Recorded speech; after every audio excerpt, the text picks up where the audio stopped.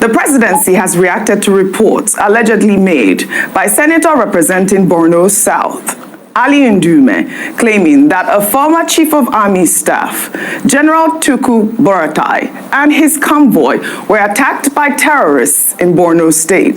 The president's special advisor on information and strategy, Bayo Ononuga, in a post on X, said that the senator was spreading falsehoods. He further shared a statement from Buratai's office clarifying that the former Chief of Army Staff was not in Borno, but peacefully celebrating Eid festivities in Abuja with his family and friends. The statement condemned the report as mischievous and utterly false, attributing it to reckless imagination and purveyors of fake news aiming to malign Buratai and spread misinformation.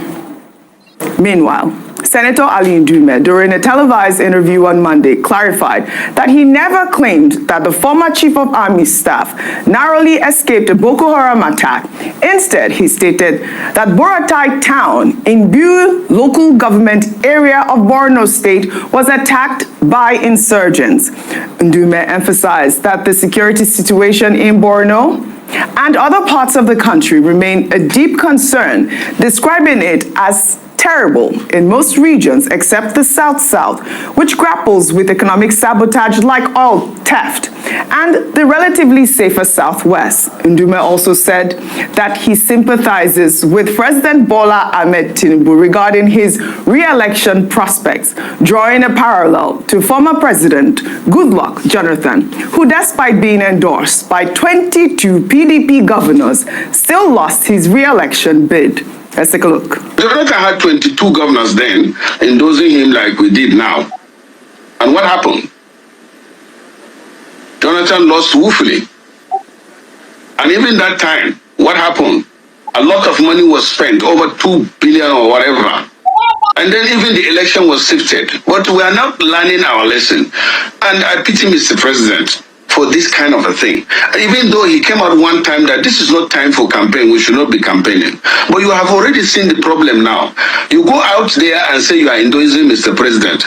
And when the rumors came out that, oh, the National Assembly members also and this thing are going to be giving automatic ticket. The party came out to say we are not giving them automatic ticket. So who is going to be the foot soldier? All right, Senator Ali Ndume here, he's been quite vocal. We know that, he's been always the type of person that speaks truth to power. As we saw here, he's making comments about the Jonathan administration. Dr. Bati.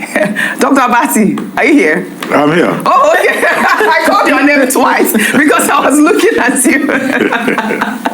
Okay, he made mention about the fact that, during your time, 22, PDP governors defected, and of course, Jonathan still lost the election there. And it's good that he's clarified that it was a town in Borno State and not the Chief of Army Staff that he was making, former Chief of Army Staff that he was making reference to in that statement, basically debunking what Bayo Ononuga and that press statement. Okay, Senator Ali Ndume is the senator representing Borno South in the Senate.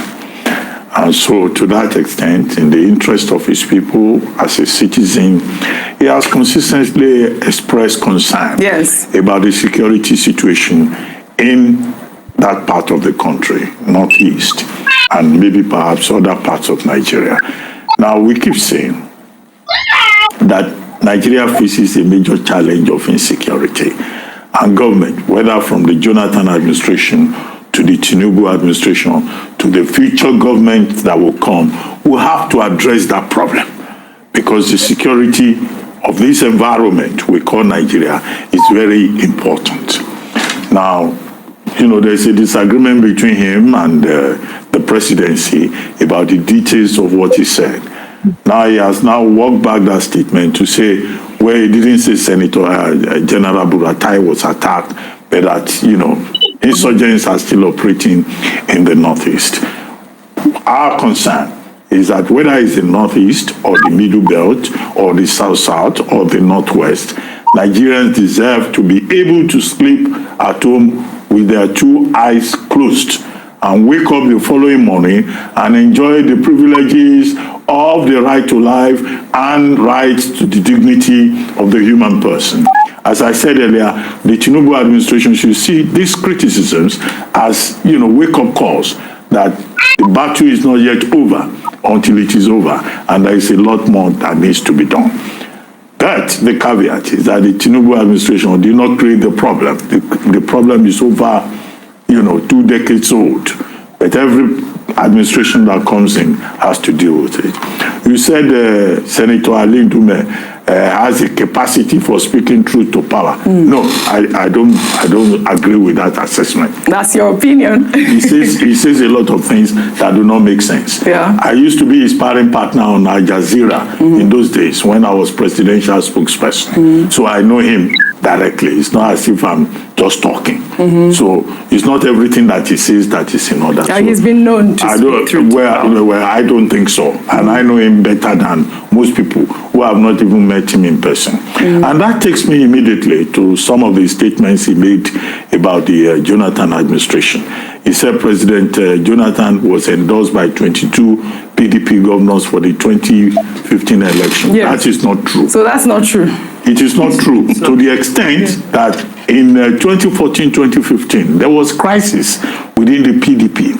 In fact, some of the governors left the party, due to a crisis of internal democracy. The governor of Kano left, the governor of Kwara left, senators, about 13 of them left, members of the House of Reps, some of them also left, the Sokoto governor left, the Rivers governor left. They now joined the APC at that time to form what they called the new PDP, which merged into the APC. So President Tinubu at that time didn't have members of the opposition from the APC or the CPC or the ACN dissolving into the PDP. So that's the fact. And that's, something to look at. The second thing is that the objective conditions are totally different. President Tinubu and President Jonathan, they are two different persons. Now, President Jonathan was a kind of a leader who will tell you, if God gave you 10 powers, 10 baskets of power, you should use just one. Okay? But, President Tinubu probably has a different to leave any opposition party where they have lost their life jackets and welcome into the All Progressives Congress. So, in other words, at that time also, you had a combination between President Buhari, who was a folk hero in the Northwest, and you had President Tinubu as he is now, with a lot of grassroots support, and the two forces coming together, and then northern elements saying they wanted power to return to the north. So the objective conditions are totally different. So it's not enough for him to say, oh, if everybody is dissolving into the APC, President Tinubu should not rely on that. So in that regard, I think that the analysis is faulty, and some of the details he has been credited with are completely false in that regard. But on the issue of security as a priority, I will agree with him in that regard, because it affects all of us. We all need to be safe.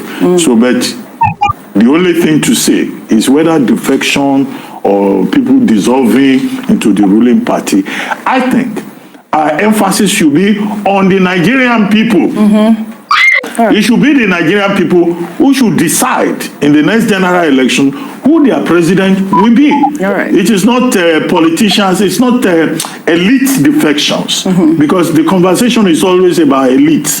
Senator this has gone to APC, Governor this has dissolved into APC. How about the ordinary people? People like us, we are the ones that vote to.